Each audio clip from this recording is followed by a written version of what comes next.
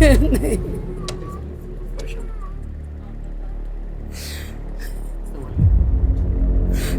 नहीं, मैं क्यों चली गई, पता नहीं कितने चाकू मार रखे थे उनके। मैं ऊपर चढ़ा तो देखा तो पापा की बॉडी पड़ी हुई थी, पापा के यहाँ निशान हो रखे थे बहुत सारे, पापा बिल्कुल खून में लदे पड़े थे सर। मेरे से तो उसे देखा नहीं गया था।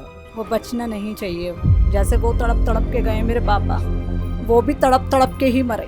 मैं चाहती हूँ मेरे को इंसाफ मिले, मेरे बच्चे हैं, मैं आदमी लिटारता, मैं कहाँ जाऊँगी अब मैं। फिर वो भागा भागा आया है तो दोनों बहन भाई यहाँ रोए हैं, मेरे पापा को हेल्प करो, मेरे पापा को मार दिया। मेरे बेटे ने उसको उतरते हुए देखा था। हेल्प सबकी करते थे पापा, बट ये नहीं पता था कि वो इतना बड़ा कांड कर देगा हमारे साथ। मुझे तो मौत के बदले मौत चाहिए। जैसे मेरा हस्बैंड तड़प तड़प के मरे हैं, ऐसे वो भी ऐसे ही मरनी चाहिए, तड़प तड़प के।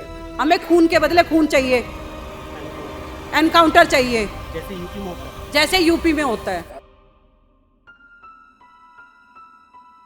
नमस्कार, मैं मुकेश मालान और आप देख रहे हैं ऑप इंडिया। देश की राजधानी दिल्ली में 2 महीने पहले उत्तम नगर में तरुण की हत्या, उसके बाद में डबल मर्डर अभी तारा अपार्टमेंट के अंदर जो कि सीआर पार्क है उस थाना क्षेत्र में असद के द्वारा हत्या, और अब तीसरी घटना आरके आश्रम जो है उस इलाके में हुई है जहां पर आरबीआई जो रिटायर्ड जो कर्मचारी हैं उसकी हत्या की गई है, वो भी मोहम्मद आज़ाद के द्वारा गला रेत करके हत्या की गई है। आज हम यहाँ पर पहुँचे हैं, पीड़ित परिवार से बातचीत करेंगे और आखिर समझने की कोशिश करेंगे कि आखिर हुआ क्या था उस दिन, क्या बात हुई थी। आइए, क्या नाम है आपका? सिद्धांत। तो आप उस दिन घर पे थे या नहीं? मैं उस टाइम घर पे था। वो एक दो बारी यहाँ रेकी भी करा है। वो पहले ऊपर ही बैठा हुआ था जिस टाइम पापा ने मुझे अपना एटीएम से पैसे निकालने के लिए बोला था कि सिद्धांत पैसे निकाल रहा है एटीएम से 27,000 रुपये। मैंने ठीक है पापा, मैं निकाल लाता हूँ। तो मैं वो निकाल के ऊपर गया हूँ तो वो वहीं बैठा हुआ था। वहीं बैठने के बाद मैं भी अपने भाई के साथ जूस पीने चला गया था। जूस पीने के बाद आता हूँ तो यहाँ वो घूम रहा होता है। मैं यहाँ बाल बना रहा था अपना, तो ऊपर चढ़ने की कोशिश भी कर रहा था। तो आपको पूछा था उसने? हाँ जी, वो पहले चढ़ रहा था। उन्होंने जब मुझे देखा तो वहीं रुक के गेट के बाहर कि सिद्धांत वो पेटीएम कर रहा हूँ 3,000 रुपये हैं। मैंने भाई मैंने सारे पैसे पापा को दे दिए। कह रहे अच्छा ठीक है। वो चला गया। उसके 2 से 3 मिनट बाद मैं पापा के पास गया हूँ टी शर्ट बदलने। मैंने पापा चलो मैं जा रहा हूँ, अज्जू भाई के साथ जा रहा हूँ मैं। यार अच्छा ठीक है। मैंने ठीक है टी शर्ट बदला तो जीने पे चढ़ने की आवाज़ आई। पापा कह रहे कोई जीने पे चढ़ रहा है। मैंने हाँ पापा। तो मैंने टी शर्ट उठाई ना दूसरी वाली पहनने के लिए, तो वो जाजू था, वो ऐसे यूँ झाँक के देख रहा था। उसने देखा ना मैं खड़ा हूँ तो नहीं यूँ करके वो एकदम नीचे चला गया। तो पापा ने बोला कौन था? मैंने पापा जाजू था। कह रहे अच्छा। मैंने पापा चलो ठीक है मैं आ रहा हूँ थोड़ी देर में। अरे ठीक है सर। उसके बाद मेरी दीदी की मेरे पास कॉल आती है कि भाई तू जल्दी घर आ जा, तू घर आ जा। मैंने क्या हुआ बहन बता तो सही। कह रही नहीं भाई तू पहले घर आ जा, घर आ जा। अब सर मैं भी डर गया। मैंने पता नहीं क्या हुआ होगा। मैं नीचे उतरते ही मैंने पहले पापा को ही फ़ोन करा। पापा ने फ़ोन नहीं उठाया। मैं दोबारा करा, पापा ने फिर फ़ोन नहीं उठाया। मैं भाई से बोला, मैंने भाई पापा फ़ोन नहीं उठा रहे। कह रहा कोई नहीं तू चल, कुछ नहीं हुआ। मैंने भाई चल। थोड़ी सी दूर पे था मैं। घर आके देखा तो ऊपर देखा तो भीड़ थी, तो पीछे के लोग भी थे वहाँ पे, अपने मोहल्ले के जो इकट्ठा हो रखे थे। तो मैं ऊपर चढ़ा तो देखा तो पापा की बॉडी पड़ी हुई थी, पापा के यहाँ निशान हो रखे थे बहुत सारे। पापा बिल्कुल खून में लदे पड़े थे सर। मेरे से तो उसे देखा नहीं गया था, बस यही था। और सर जैसे मेरे पापा पे हमले हुए थे 2 से 2.5 साल पहले उसने अपनी मम्मी को भी जान से मार दिया था। उसके साथ उसकी वाइफ भी थी। और पुलिस वालों ने जब मेरे पापा का ये मर्डर हुआ था उसमें उसकी बीवी भी शामिल थी। उसने अपने पति के सबूत मिटाने के लिए उनकी टी शर्ट धो रही थी, उसी टाइम पुलिस वालों ने, लेडीज़ पुलिस ने उन्हें दबोच लिया था। जी सर बस मैं तो यही मांग चाहूँगा कि उनका घर टूटे, उनको फांसी की सजा हो दोनों को। बस सर मैं यही चाहूँगा आपसे। तो मैं बात कर रहा हूँ उम्मीद और भाईचारे की। कितने समय से आपके घर में उस, क्या नाम है आरोपी का? जाजू। वैसे आज़ाद मोहम्मद आज़ाद नाम है, पर जाजू बोलते हैं उसे। मोहम्मद आज़ाद का आपके घर में कितने समय से आना जाना था? सर बहुत सालों से। पापा को वो बचपनों से जानते, बहुत पहले से ही थे एक दूसरे को, पर 2-4 साल से जब से पापा रिटायर हुए ना तब से आना जाना इनका ज़्यादा था। काफ़ी था जी। कभी मन में शक हुआ उसको देख करके? नहीं, कभी भी नहीं। कभी ऐसा लगा कि जैसे अभी जो हाल ही में कई घटनाएं हुई हैं, चाहे उत्तम नगर में हुई हो, बाकी और जगह घटना हुई हो, उसको देख करके मन में शक हुआ हो यार हमें घर में नहीं बिठाना चाहिए ऐसे? नहीं सर, बिल्कुल भी नहीं लगा था। पर हाँ, एक दो बारी हुआ था। मेरे पापा के 2 फ़ोन चोरी हुए थे, तो पापा को उस पे ही शक था, और ये भी कम से कम 3 साल पुरानी बात है। हाँ, तो पापा बिल्कुल मेरे नरम दिल के थे। कोई बात नहीं, वो घर में आता था, बैठता था। वो उसके जो चाचा वाचा भी थे, वो भी सारे यार दोस्त थे अपने, वो सारे बैठते थे। और जो क्या नाम है, तो सब कुछ ठीक था। तो मेरे पापा 2 दिन पहले ही अपनी चीज़ें छुड़ा के लाए थे, तो मम्मी ने मैंने अपने वहाँ से ली थी, बैंक से निकाल के लाए थे। उसके बाद ही मम्मी ने उनको पिनाई, और अंगूठियाँ भी पिनाई थी। उसके बाद ही वो जब मम्मी ऊपर गई थी तो वो वहाँ बैठा हुआ था। जब मैं पैसा, हाँ, तो मम्मी सामने ही थी ना मेरी, दिया, उन्होंने लेके पै दी है। तो उसकी नीयत उन पे फिसली। वो तभी रेकी कर रहा था, तभी वो रेकी कर रहा था। उसके बाद उसने, जब पापा को मैंने देखा था, पापा, मैं बस नहीं बता सकता बस उस टाइम क्या ही हालत थी। मैं कभी सोच भी नहीं सकता था कि ये भी मेरे पापा के साथ होगा, कभी भी नहीं सोच सकता था। तो जो चीज़ें पहनी थी उन्होंने, उनकी कोई भी उस समय पहना हुआ था उन्होंने? कुछ भी नहीं पहना हुआ था। चैन भी गायब थी, अंगूठियाँ भी गायब थी, और पापा की जेब में जो पैसे थे आधे वो भी गायब थे, क्योंकि पापा ऊपर वाली जो शर्ट की ऊपर वाली कमीज होती है उसमें भी रखते थे, और जेब में भी रखते थे पैंट की। हाँ जी जी।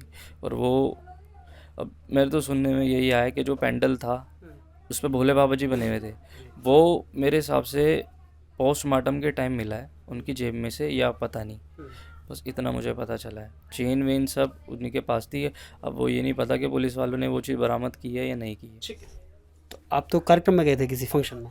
मैं फंक्शन में गई थी, मैं तो बस बचा के गए थे उनको? वो खड़ा था वहाँ पे। जब मैं ऐसे कह रहे थे तुम फंक्शन में जा रहे हो, मैंने कहा हाँ मैं फंक्शन में जा रही हूँ। कह रहे लो ये पैसे लो और तुम जाओ।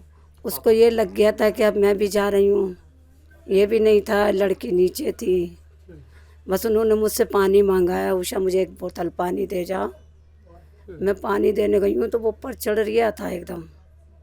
मैं कह रहा अरे आंटी मुझे दे दो ये बोतल, मैं दे दूँगा पानी अंकल को। बस वो बोतल पकड़ा के मैं अपने चली गई। तो आपने उसके हाथ में कुछ नहीं देखा या फिर? मैंने ध्यान ही नहीं दिया उसकी तरफ को उस टाइम। नहीं हुआ। बस मैंने नीचे से बोतल दे के मैं चली गई। क्या उसकी वाइफ भी घर पे आती जाती थी? नहीं, हाँ। वाइफ नहीं आती थी उसकी। बस उसने मर्डर के में उनका साथ दिया है, उसका साथ दिया है। मैं चाहती हूँ मेरे को इंसाफ मिले, मेरे बच्चे हैं। मैं आदमी लिटार था, मैं कहाँ जाऊँगी अब, मैं क्या करूँगी? मेरा कोई रोजगार नहीं मेरे बेटे को। कितने साल हो गए आपको यहाँ रहते हुए? हो गए 70 साल। मेरे सास ससुर यहाँ रहते थे। 70 साल 80 साल हो गए, 80 साल हो गए यहाँ रहते दादा के टाइम से। हाँ, बस मैं यही कहना चाहती हूँ, मैं मुझे इंसाफ मिले। वैसे तो इंसाफ देख लो, तरुण को भी अभी कोई इंसाफ नहीं मिला है। बस मैं तो यही कहती हूँ योगी से, योगी जी से, प्रधानमंत्री जी से कि मुझे इंसाफ मिले, बस इनको फांसी की सजा दें। बस योगी मॉडल क्या, वो तो फिर मकान बना लेंगे। मुझे तो मौत के बदले मौत चाहिए। बस जैसे मेरा हस्बैंड तड़प तड़प के मरे हैं, ऐसे वो भी ऐसे ही मरने चाहिए, तड़प तड़प के। अगर जो पुलिस नहीं कर सकती कुछ भी, कोई कुछ नहीं कर सकता, तो उन्हें हमारे हवाले कर दो, पब्लिक के हवाले कर दो। हम जो होएगा हम उसके साथ हम खुद कर लेंगे। लगता है कि ये घटना अगर यूपी में हुई होती तो शायद सर इस टाइम तो सब कुछ ख़त्म ही हो जाता, उसका इनकाउंटर ही तुरंत ही हो जाता। पर यहाँ दिल्ली में ऐसा कुछ भी नहीं है सर, कुछ भी नहीं है। क्या बस सरकार बदलने से कुछ बदला? सर क्या बदला सर, डेली यही न्यूज़, मर्डर सब यही न्यूज़ लगाओ तो यहाँ मर्डर हो गया, वहाँ मर्डर हो गया। सर बस हमें तो यहाँ योगी मॉडल ही चाहिए। बस अब हम यही चाहेंगे, जिस टाइम कुछ भी कांड हो उसी टाइम इनकाउंटर, बस सर यही चाहिए। जो लोग एनकाउंटर मॉडल पर जो सवाल खड़े करते हैं ना, अखिलेश यादव जैसे, चंद्रशेखर रावत जैसे, उनको इन पीड़ितों की आवाज़ को, इस दर्द को महसूस करना चाहिए कि आखिर आज लोग एनकाउंटर पर, आम जनमानस क्यों खुशी मनाता है, क्यों उसके दिल को सुकून मिलता है उस एनकाउंटर मॉडल पर। यही कारण है, क्योंकि इन्होंने भी देखा है कि उत्तम नगर में जो घटना हुई, आज उसको 2 महीने बीत गए, एक बुलडोजर से छज्जा तो गिरा दिया गया, लेकिन हुआ क्या? उसका जवान बेटा गया, जिसने पूरी ताकत के साथ में, जिसने अपने परिवार का जितनी ऊर्जा होती है, संपत्ति होती है, माँ बाप के पास क्या होता है, अपने बच्चे को पालने के लिए सब कुछ दांव पे लगाता है। उसने एक हट्टा कट्टा एक तरुण नाम का बच्चा जो पैदा किया था, उसको हष्ट पुष्ट बनाया था, उसको धार्मिक बनाया था, उसको संस्कारी बनाया था, लेकिन मिला क्या? उसके बगल में रहने वाला कोई जिहादी था, बस इतनी सी एक कमी थी, और वो मार करके वो भीड़ उसको लिंच कर देती है। और यही ऐसा यहाँ हुआ है। मैं इसको अन्यथा ना लेकर के एक भाईचारे की बात नहीं कर रहा हूँ, मैं बात कर रहा हूँ कि जिस व्यक्ति पे भरोसा किया उसने क्या किया? पीठ पे खंजर घोंपाया। लेकिन विकृति किसी के मन में हो सकती है, लेकिन जिम्मेदारी सरकार की है, प्रशासन की है, दिल्ली पुलिस की है कि वो इस पीड़ित परिवार को न्याय दिलाए। और जैसे कि परिवार मांग कर रहा है, जैसे परिवार मांग कर रहा है, और फिर वो दिन दूर नहीं कि जब एक घटना होगी, 2 होंगी, जब 4 होंगी, तब भीड़ बाहर आती है और फिर वो कानून अपने हाथ में लेने के लिए मजबूर होती है, और फिर वो एक नया मॉडल बन के उभरता है। आपकी छोटी बेटी को कैसे पता चला था? उसको भागते हुए देखा था क्या? कैसे पता चला? ये ना यहाँ सो रही थी तो हमारे एक बिजली वाला आता है यहाँ सारंग विद्यालय में, हर जगह वो बिजली का काम करता है। इसके पापा से भी अच्छी, कुछ भी काम होता था हम उसको बुलाते थे करने के लिए। और जब वो अपने घर जाता था मिल के जाता था, वो ऊपर वो चढ़ा होगा 4:30 के बाद 5 बजे वो चढ़ा होगा ऊपर मिलने के लिए कि मैं भाई साहब जा रहा हूँ। तो देखा तो वो आवाज़ लगाई होगी उन्हें, भाई साहब मैं जा रही हूँ। वो नहीं हिले जुले तो उनका जो चद्दर उड़ा के वो लोग गए थे ना, वो हटा के देखा तो वो ब्लड में पूरा कह रहे हैं हो रहा था। उसने आके नीचे इसको जगाया लड़की को कि देख तेरे पापा सारे खून में हो रहे हैं ऊपर। ये ऊपर गई है, उनको देख के ये चिल्ला गई है, पर नीचे आके ये चिल्ला के कहती है मम्मी मैं रोने लगी, हेल्प मांग रही थी सबकी, मेरे पापा को देखो क्या हो गया, मेरे पापा को देखो क्या हो गया। बता रहा था ना बेटा कि बहन ने फ़ोन करा मुझे, मैं पापा को फ़ोन कर रहा था कि पापा से पूछूं क्या बात हो गई। मैं तो अच्छा भला पापा को छोड़ के आया हूँ। पापा हुए तो फ़ोन उठाएं, फिर वो भागा आया है तो दोनों बहन भाइयाँ रोए हैं, मेरे पापा को हेल्प करो, मेरे पापा को मार दिया।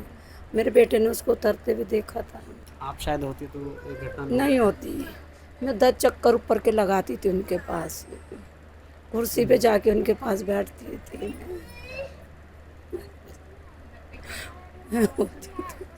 ये नहीं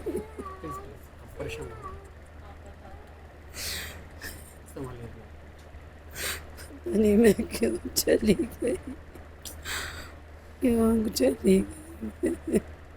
मैं उनके लिए घड़ी ऊपर जाती थी, बैठती थी उनके पास जाके, उनके पास जाती तो नहीं होता।